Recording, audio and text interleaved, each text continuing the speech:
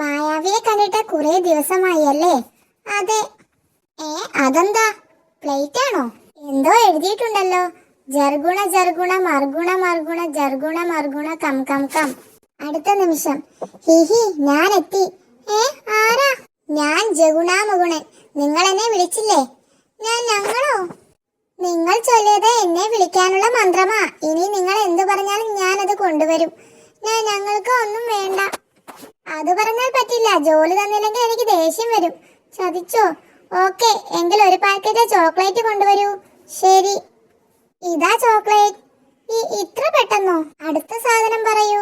ഒരു ബാലരമ കൊണ്ടുവരൂ. ഇതാ പുതിയ ലക്കം. അടുത്ത ജോലി തരൂ. അടുത്ത ജോലി?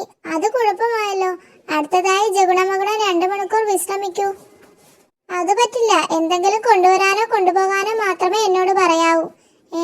ശുശു, രാജു, ഇവനോട് എന്തെങ്കിലും പറ. ഞാൻ മായാവിയെ വിളിക്കാം. ശരി.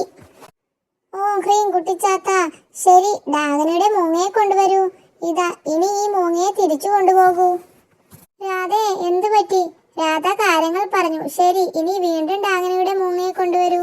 ഇനി മൂങ്ങയെ കൊണ്ടുപോകൂ. ഹാഹാ, രാജുവിന്റെ മൂങ്ങാസൂത്രം കൊള്ളാം. ഇവനെ തിരിച്ചയക്കാൻ എന്താണൊരു വഴി? അതിന് വേറെ ഒരു മന്ത്രം ചൊല്ലണം. ഒരു സൂത്രമുണ്ട് ശുശു. ഇനി ഡാഗനയുടെ മൂങ്ങയെ വേണ്ട, മറ്റൊരു സാധനം കൊണ്ടുവരണം.